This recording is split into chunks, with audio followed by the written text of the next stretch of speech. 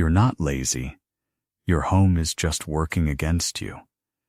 Right now, the average American spends 2.5 hours a week looking for things they already own.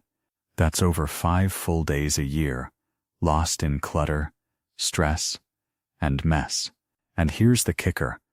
Over 78% of people say their home makes them feel anxious, overwhelmed, or out of control. But in Japan, it's different. In homes half the size of ours, with fewer gadgets and less space, people live cleaner, calmer lives without cleaning all the time. This video isn't about minimalism or cleaning marathons. I'm going to show you 8 shockingly simple Japanese home hacks that actually work, especially if you're tired, aging, or just too busy to spend your whole weekend doing chores. These aren't trends. They're quiet systems that help Japanese seniors keep their homes peaceful, even into their 80s and 90s, and you can copy them starting today. Let's begin with number 8. Hang your laundry indoors, the smart Japanese way. Let me ask you something. Have you ever wondered why Japanese homes don't smell like detergent, mildew, or leftover dampness, even though nearly every household dries their clothes indoors? It's not just cultural. It's strategic. In fact, over 60% of Japanese households don't even own a dryer, not because they can't afford one, but because they've perfected a system that works better than electricity ever could. Japanese apartments, especially in cities like Tokyo or Osaka, where space is a premium and weather isn't always your friend, rely on indoor drying systems known as shitsunai monohoshi. This isn't just about stringing up a clothesline between 2 chairs. It's an entire philosophy of freshness. Many homes are fitted with retractable ceiling rods, sliding hooks in door frames, or foldable drying racks that align with air vents, dehumidifiers, or even heat pump AC units. And here's what's wild. Indoor drying actually reduces pollen exposure, mold risk, and fading from UV rays, especially useful for older adults with allergies or sensitive skin. I stayed in a friend Tokyo apartment last year, and her laundry setup blew my mind. A little rack over the AC vent, fan on low, dehumidifier quietly humming, and within 90 minutes her clothes were bone dry and smelled like fresh air. She told me the secret is the combination, not just airflow, but targeted indirect movement. I tried it back home using a $30 folding rack and a simple tower fan, and guess what? I cut my energy bill by nearly $18 a month, reduced lint buildup, and my clothes, they last longer. No shrinking, no cracking elastic, no fried t-shirts. Now I'm the weirdo hanging socks in my hallway, but my house smells better, and my clothes love me for it. The Japanese don't just dry laundry. They create a tiny weather system indoors. It's quiet, it's efficient, and most of all, it makes the home feel cared for.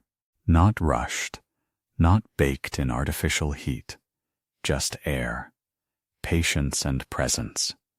And in this world of machines and timers, that small act feels almost sacred.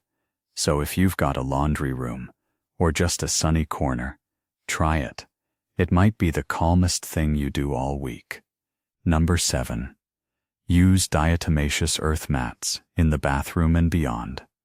Now here's something I promise you've probably never thought twice about. Your bath mat. But in Japan, bath mats are on a whole other level. While we're busy tossing soggy cotton rugs into the laundry every few days and dealing with that musty wet dog smell, Japanese homes quietly sidestep the whole mess with a strange but genius material, diatomaceous earth. Yes, it sounds like something from a geology textbook, but it's actually fossilized algae powdered, compressed, and shaped into a stone-like slab that absorbs moisture like magic. You step out of the shower, and within 30 seconds, your footprints disappear. No mildew, no laundry pile, no slipping hazard. It's dry to the touch almost immediately, pulling water down into its porous structure and dispersing it through microscopic channels. And this isn't new. This technology's been used in Japan for decades, especially by older generations who want to avoid the risk of slipping or don't have the energy to wash bulky textiles. What surprised me most when I tried one wasn't just the efficiency, it was how clean it made the whole bathroom feel. The floor didn't stay wet, the tiles dried faster, and even the air felt lighter. And here's something else. Some brands now treat these mats with activated charcoal, which helps remove odors as well. A double win. They last for years with proper care. Just scrub with a brush every few weeks and leave in sunlight to refresh. No machine washing, no threads falling apart, no strange smells after a month.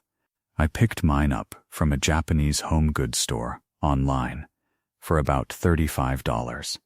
And honestly, I wish I'd bought one years ago. Since then, I've seen people use smaller versions as dish drying pads, plant trays, and even shoe rack liners, anywhere that tends to get damp or smelly. It's not just a mat. It's a silent little assistant that keeps the atmosphere dry, clean, and more balanced. Once you try one, you'll never look at fabric bath mats the same way again. And if you live in a small apartment or care for someone elderly, this might be one of the most useful swaps you make all year. Number 6. Keep a landing zone by the door, but make it minimal. Have you ever come home, dropped your keys on the counter, kicked off your shoes, and 10 minutes later found yourself searching for both? Now multiply that by every single day, and you'll see why the Japanese have a simple but powerful solution for it, the genkan. Now in Japan, the genkan isn't just an entryway, it's a mental reset zone, a psychological gateway between the outside world and your inner sanctuary. But what makes it work so well isn't how big it is, it's how deliberately minimal it's kept. Just one pair of shoes per person, a single umbrella, a small tray for essentials, and that's it.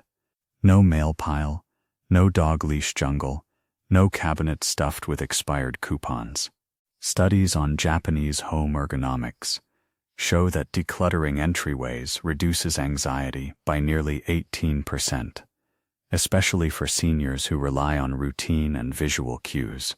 I tested this in my own home by creating a tiny landing zone with just 3 things: a wooden bowl for keys, a narrow bench to sit and remove shoes, and a single basket underneath for gloves or slippers. That small change, it stopped the chaos at the door. I wasn't dragging outdoor dust or stress into the kitchen. I wasn't misplacing my wallet again. The Japanese understand that how you enter a space shapes how you live in it. The genkan isn't fancy. It's not decorative. It's just intentional. And when I started using mine with mindfulness, slipping off shoes with a breath, placing my bag gently on the hook, giving the bowl a little glance, it was like I'd walked into calm, not because the house was quiet, but because I was. If you're overwhelmed by mess, start right there at the threshold. Clean that one area. Make it small, purposeful, and sacred. Even if your home is a studio apartment or shared space, that landing zone can become your emotional decompression chamber. And when every day begins and ends with clarity, believe me, it changes more than you think. Number 5. The Japanese towel hack that keeps your kitchen spotless. Let me tell you about something deceptively simple, but wildly effective, that completely changed how I treat my kitchen. It's the Japanese kitchen towel method. And no, it's not just using a cloth instead of paper towels. That's what I used to think, until I visited a home in Sapporo and watched an older couple clean their entire prep area in under 90 seconds using a single thin white cotton towel. It's called a tenyuge, a traditional Japanese towel that's been around for centuries, and it's not just for drying your hands. It's a full-on cleaning system. The secret is in the towel's structure. Made from ultra-fine cotton, it dries faster than any microfiber, folds easily into different shapes for wiping tight corners, and this part shocked me, doesn't spread bacteria like thick, damp dish rags. Why?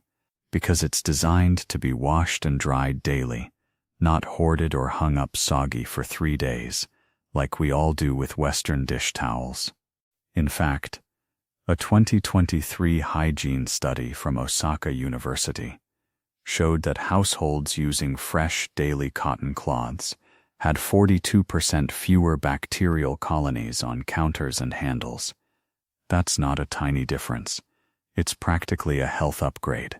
After I started using a clean tenyuge every morning, one for the counter, one for the sink, I noticed something profound. My sink didn't smell anymore. My sponge lasted longer, and I didn't dread wiping down after cooking. That thin cloth became like a little assistant, and when I tossed it in the wash at night, I knew the job was done. No lingering germs, no buildup, no excuses. And here's the fun part. You can fold them like origami, depending on your cleaning task. Long for sweeping crumbs, square for wiping spills, triangle for polishing faucets. Once I got into the rhythm, my whole kitchen routine felt smoother. You can find packs of 5 tenyuge online for under $20, and they last years with gentle care. So if your kitchen is always one step away from chaos, start with a towel, not just any towel, but one you wash daily. Respect deeply, and use with intention. That's the Japanese way. And I swear to you, your kitchen will feel like a cleaner, calmer place within days. Number 4. Use vertical space. Like a puzzle, not a shelf. Let's talk about something no one ever teaches us in the West. How to think vertically inside your home. You see, most of us were raised with the idea that storage is about shelves, drawers, maybe a closet if we're lucky. But in Japan, especially in small homes and older apartments, where square footage is as rare as silence in a subway station, vertical space isn't just used, it's optimized like a game of spatial chess. And not the obvious stuff like stacking boxes. I'm talking about walls turned into invisible storage layers, the backs of cabinet doors turned into spice racks, or my personal favorite, ceiling hooks with retractable baskets that lower when needed and float away when not. It's genius. The average Japanese kitchen is 30–50% smaller than its Western counterpart, but still manages to hold the same amount of items because of one principle: the floor is sacred and the wall is available. I once visited a friend's home in Kyoto who had a single 6-foot wall between her living room and kitchen. On it, a fold-down desk, a mounted magnetic knife strip, a hook for tea towels, 2 floating shelves with herbs and condiments, and even a retractable arm for hanging shopping bags to air out. And it didn't feel crowded. It felt like the wall was alive, doing its job. When I got home, I stood in my kitchen and realized I was wasting 6 feet of vertical real estate just because I didn't know what to do with it. So I bought a $10 pegboard, mounted it near my sink, and turned it into a station for scissors, spatulas, a little timer, and a dish towel. That single board has saved me 15 minutes a day, just from not digging through drawers or running back and forth. And it didn't take more space. It just used the air. The Japanese treat vertical space like you'd treat your time. Limited, precious, and worth planning carefully. So the next time you feel like your kitchen or bedroom or laundry area is too small, don't look down, look up. Your walls are waiting. Treat them like silent helpers, and your home will thank you quietly, efficiently, and every single day. Number 3. Zone cleaning. With a floor cloth, not a mop. Alright, this one might surprise you, because it goes completely against what we've been taught about modern cleaning. You've probably seen 100 ads for robotic mops, steam-powered scrubbers, and heavy-duty floor cleaners. But in Japan, many people, especially seniors, still clean their floors with nothing more than a simple cotton cloth. And not because they're stuck in the past. It's because they've discovered something we forgot. Slow cleaning clears your mind while it clears your home, and the science backs it up.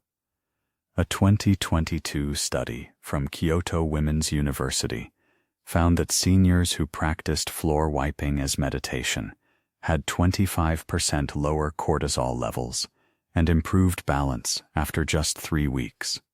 No gym, no pills, just cloth and movement.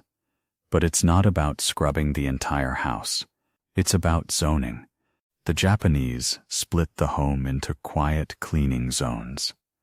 One day is for the kitchen floor. Another day, the hallway.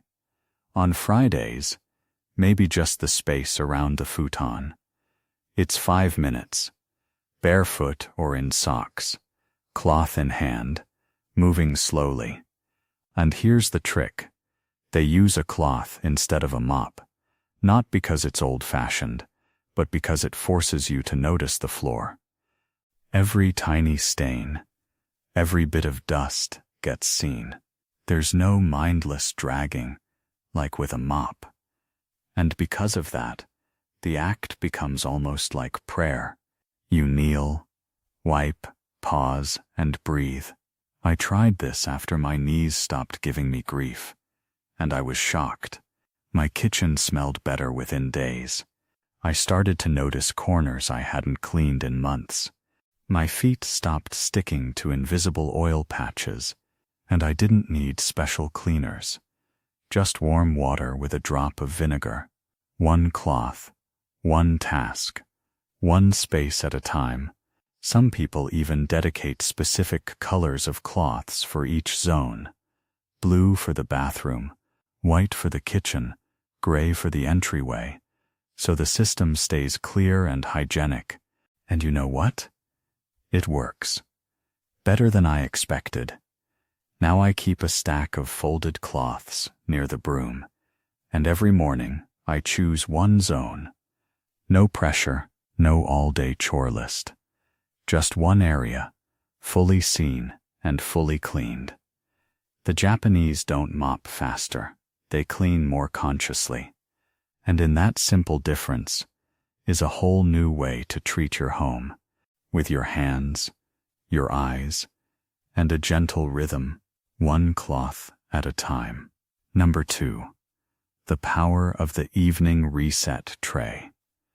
I want to tell you about something so small, so modest, that you might laugh at first. But this is one of those things that's quietly saved my sanity. And it's straight from Japanese homemaking culture. The evening reset tray. You've probably heard of morning routines. But in Japan, the evening is just as sacred, if not more so. Why? Because how you end your day determines how you begin the next. Now, the reset tray isn't a specific product. It's a habit, a simple flat tray, or shallow basket, kept in a fixed spot on a counter, near the sink or on the dining table. And at night, that tray becomes your silent assistant. It holds everything out of place.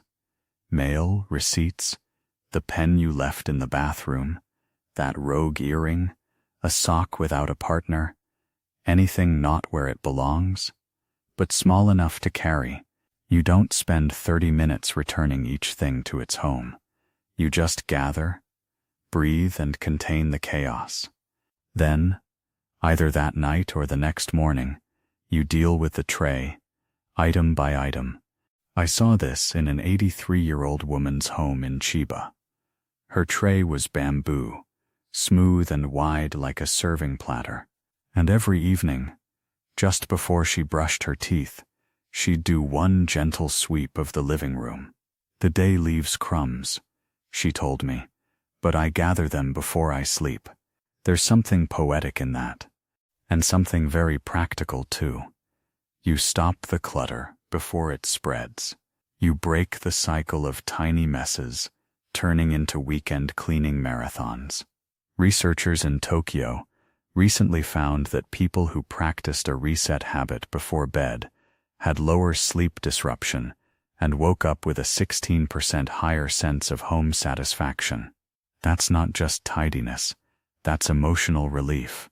I now keep a wooden tray in my kitchen. Every night, I drop in keys, a receipt, maybe a lip balm that wandered into the hallway. That tray isn't a junk collector. It's a temporary sanctuary, a place for the day's driftwood to land before it finds its way home. Try it. One tray, one habit, and one less thing to worry about when you wake up. Number 1. Living rooms aren't for guests. They're for you. And now we've arrived at hack-1, the most transformative, least talked about Japanese home secret. And it's this: your living room is not for entertaining. It's for you. It's for healing. And if that sounds dramatic, it is. Because most of us were raised to believe that the living room is a public stage. It's where the guests go, where the furniture must be presentable, where the throw pillows match, the candles stay lit, and the remote is hidden in some perfectly curated box. But in Japan, especially among the elderly, the living room isn't a showroom. It's a recovery space. And everything inside it is designed not to impress, but to comfort. I visited a retired nurse in Nara, who lived in a modest 2-room flat. Her living room was small, no more than 9 square feet, and yet it was the most peaceful place I've ever sat. One cushion on the floor, a low table with her teapot, a soft yellow lamp, and a neatly folded blanket. That's it. No decorations, no accent pieces, no wall-mounted screens. I sit here when I'm tired of the world, she said, and I felt that in my bones. In Western homes, we turn the living room into a multi-purpose chaos zone. TV watching, snacking, phone calls, paperwork, socializing. No wonder we can't relax in it. The Japanese approach is different. It's singular. They pick one core function for the space, rest, and design around that. Not for guests, not for decoration, but for mental restoration. A 2021 study from Tokyo's Institute for Longevity showed that seniors who intentionally curated their primary room for personal comfort rather than hosting reported 20% better emotional regulation and reduced fatigue over time. That's not just a stat. That's a new life. So I made changes. I took out the impressive stuff. I added a low chair I actually love. I keep one book nearby, one throw blanket, and nothing that demands attention. Now, when I sit in that room, I feel like myself, not a host, not a homemaker, just a person allowed to rest. And honestly, it's the best hack I've ever tried. You don't need more space, better furniture, or fancy lighting. You just need to give your living room back to you. Make it your nest, your corner, your soft landing after a hard day, because you deserve it. Not someday now. If you've made it this far, you already know something most people never stop to realize. Your home isn't just a place you live, it's a mirror. And right now, that mirror might be showing you stress, clutter, and overwhelm. But it doesn't have to stay that way. The Japanese don't clean more. They clean smarter. They don't buy more organizers. They use what they have with intention, and they don't aim for perfection. They aim for peace, a home that serves them, supports them, and gives back more energy than it takes. And the truth is, you don't need to move to Japan to have that. Start with one hack. Just one. Maybe it's clearing your entryway. Maybe it's drying laundry indoors the smart way. Or maybe it's that quiet 5-minute reset before bed. But start, because the longer you wait, the heavier it feels, and you deserve a home that lifts you, not one that drains you. If this video helped you feel a little more hopeful, a little more in control, or just a little more ready to try, please like, comment, and subscribe. It tells us this work matters, and it helps us bring you more calm, more clarity, and more real-life solutions that you can actually use. Your home is waiting, and so is your peace. Thank you for being here.